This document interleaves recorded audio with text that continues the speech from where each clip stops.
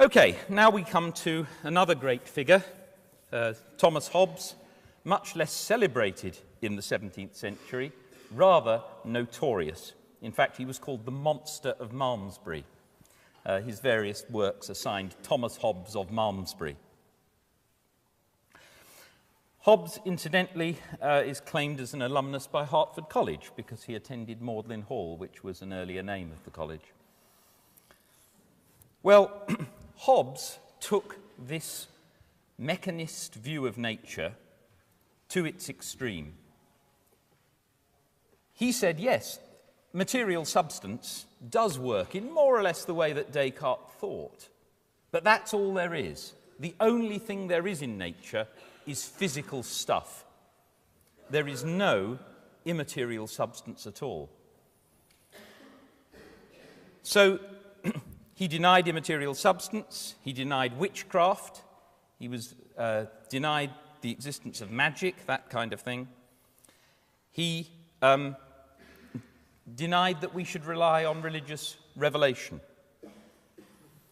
Instead, he wanted to say that the world was basically a mechanical system, and he asserted universal determinism accordingly. Everything acts in accordance with deterministic physical laws. So one thing follows another by a causal pattern in which every detail is inevitably determined by what went before.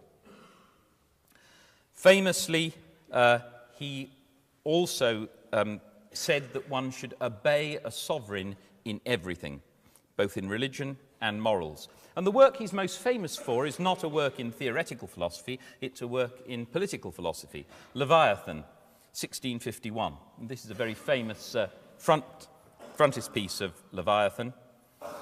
So Hobbes is particularly notorious for enunciating this very pessimistic view of human nature.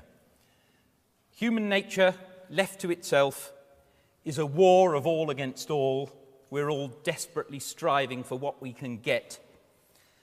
So the life of man is solitary, poor, nasty, brutish, and short. How do we avoid that? Well, according to Hobbes' political theory, the only way of avoiding it is for us to club together and agree to erect an absolute sovereign who will have power over us and whose role is to keep the peace. It helps to understand Hobbes' political theory if you realize that he was around during the English Civil War. He saw the avoidance of civil war as the ultimate thing, the thing more important than anything else. And in order to avoid that civil war, it was worth subjecting oneself to absolute sovereignty. Hobbes is still very much studied today amongst political theorists. He's left a legacy in things like game theory. He's notable because he attempts to understand society as a system which has grown out of the solution of practical problems. He doesn't want to appeal to divine revelation. Why not? Because, as we saw last time, different interpretations of divine revelation can lead to people going around killing each other. He doesn't want to appeal to any sort of God-given authority of a king for the same reason. Very practical, he wants to establish political authority on purely naturalistic foundations. So, as I've said, Hobbes is a materialist, and this is the thing more than anything that made him notorious at the time. So Descartes, remember, had distinguished between material and immaterial substance. The physical world is made of stuff whose essence is pure extension. But does that mean there's no place for mind? No.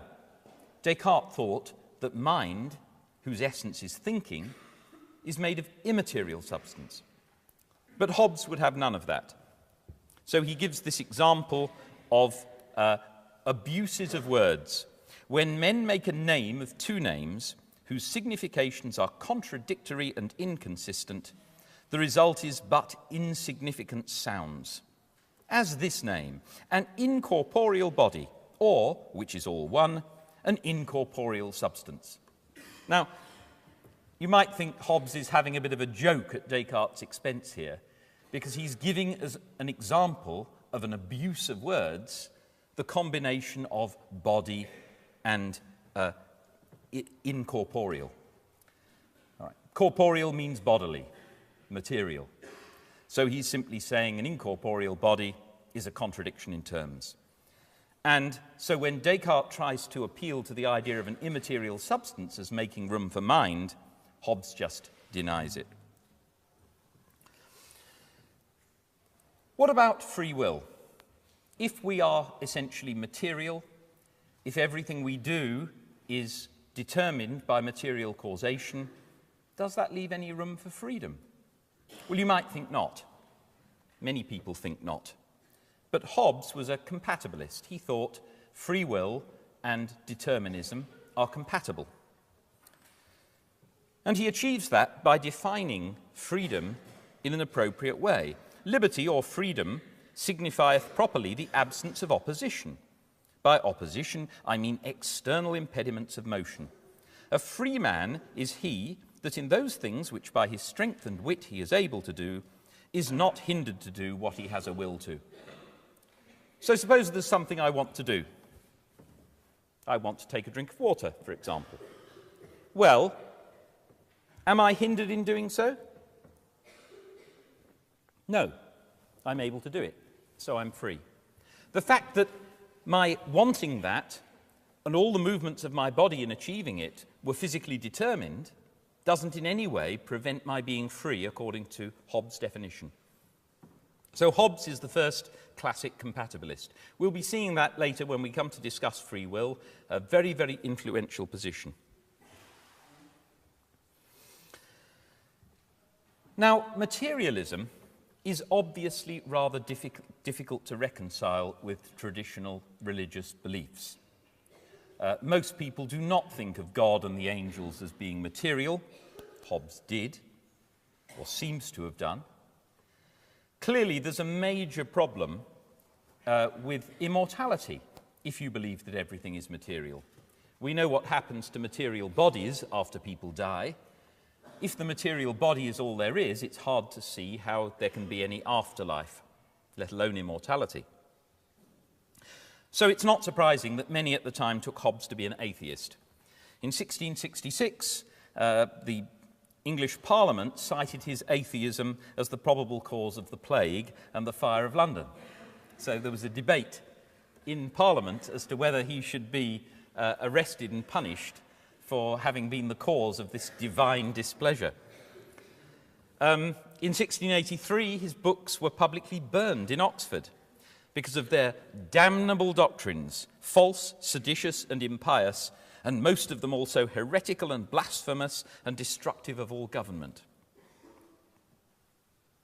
A rather amusing episode in Cambridge, well, not amusing for Daniel Scargill, who got expelled from his fellowship for being a Hobbist, in other words, a follower of Hobbes. He tried to get it back by recanting, by saying, "Okay, I fess up, I was a Hobbist, but I'm not anymore." And his recantation is really rather funny. "I have lately vented and publicly asserted diverse wicked, blasphemous, and atheistical positions, professing that I gloried to be an Hobbist and an atheist, agreeably unto which principles I have lived in great licentiousness, swearing rashly, drinking intemperately, corrupting others." So the assumption at the time, of course, was that if you were an atheist, there was nothing to make you moral. Morality, most people assumed, comes from God. And moreover, the safeguard of morality is punishment in an afterlife for those who are wicked. So most people at the time tended to assume that if you were an atheist, you were bound to be wicked. And here Daniel Scargill was going along with that idea. So Hobbes was very much a bogeyman, and he remained a bogeyman for a long time. Even David Hume, who was influenced quite a lot by Hobbes in various ways, hardly mentions him. If you were influenced by Hobbes, you didn't say so. Hobbes was only to be mentioned in order to be refuted. hence monster of Malmesbury. So how was he to be refuted? Well, the main argument that was used against materialism was to insist that there were certain things that matter could not do. Remember the key role of inertia. Aristotle thought that things have natural desires, strivings, that lead them to do certain things, like striving to reach the centre of the universe. Galileo and Descartes replaced that with the idea of inertia. Matter is passive. It just keeps going in the same direction at the same speed until it's acted upon by a force. So remember the sledge moving over flat ice. What requires explanation is not why it keeps going, but why it stops. Well, if matter is necessarily passive, and that seemed very much to be supported by the physical theory, then activity cannot come from matter. Activity must come from mind. So there must be something other than matter. And in particular, mental activity, thought, seems entirely beyond the capacity of matter. Matter, well, that's just bits of stuff in motion, bashing into each other and so forth. How can that give rise to thought? And this argument was a very popular one. I mean, look at those dates, and these are just the big figures, okay? There were dozens of people writing against materialism by appeal to this sort of argument.